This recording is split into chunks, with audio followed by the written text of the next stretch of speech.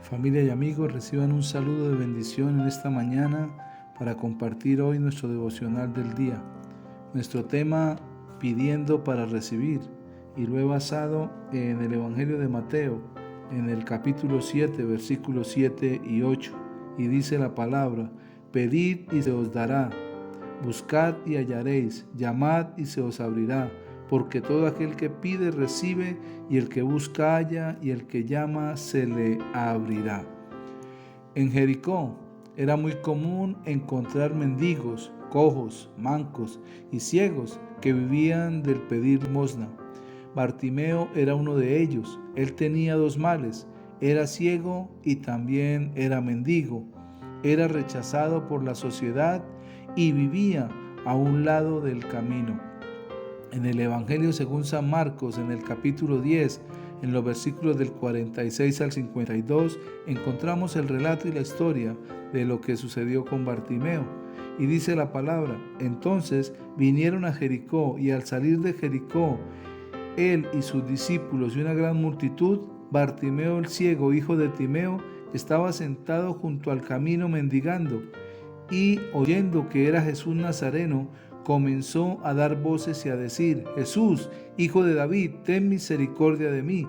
Y muchos le reprendían para que se callase, pero él clamaba mucho más: Hijo de David, ten misericordia de mí. Entonces Jesús, deteniéndose, mandó llamarle, y llamaron al ciego diciéndole: ten confianza, levántate, te llama. Él entonces, arrojando su capa, se levantó y vino a Jesús. Respondiendo Jesús le dijo: ¿qué quieres que te haga? Y el ciego le dijo: Maestro, que recobre la vista. Y Jesús le dijo: vete, tu fe te ha salvado. Y enseguida recobró la vista y seguía a Jesús en el camino.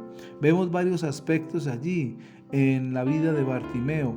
El primero, que se encuentra en el versículo 47, es que dice la palabra que él, oyendo que era Jesús Nazareno, comenzó a dar voces y a decir: Jesús, hijo de David, ten misericordia de mí. Necesitamos oír a Jesús. Tal vez Bartimeo había escuchado, tal vez Bartimeo conocía de Jesús. Aunque era ciego, había podido haber escuchado de ese Jesús que hacía milagros, que tal vez había sanado a otros en Jerusalén o tal vez en otra de las ciudades de Israel. Y él tal vez le había llegado su comentario de que Jesús, cuando pasara por aquel lugar, él le llamara, porque Jesús obraba de acuerdo a la petición de cada uno. Y este hombre le pidió a Jesús que tuviera misericordia. Pero también vemos allí algo que sucedía.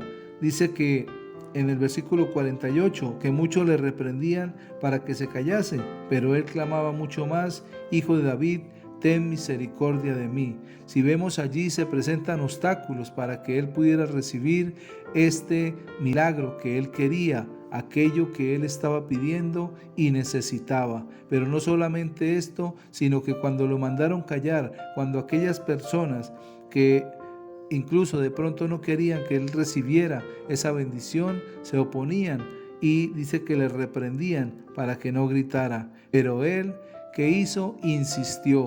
A veces pedimos una sola vez y si no recibimos, terminamos sin pedir más. Pero como leíamos al principio, pedid y se os dará, porque todo el que pide, recibe. Y Bartimeo insiste para que el Señor Jesús primero le oiga, lo acepte, para que venga hacia él y luego lo sane.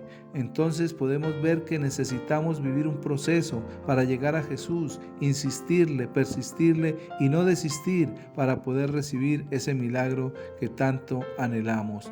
Lo otro es que Bartimeo dejó todo por Jesús. En el versículo 50 dice la palabra: él entonces, arrojando su capa, se levantó y vino a Jesús. Lo primero que vemos es que Bartimeo se despoja de su dolor, dejó su angustia y sufrimiento, y dejó todo aquello porque pedía la nueva vestidura que Jesús le dio, una vestidura diferente. El gobierno en aquel tiempo les entregaba a los mendigos y a los ciegos que se quedaban junto al camino una capa para que se cubrieran del sol, del polvo, de la humedad.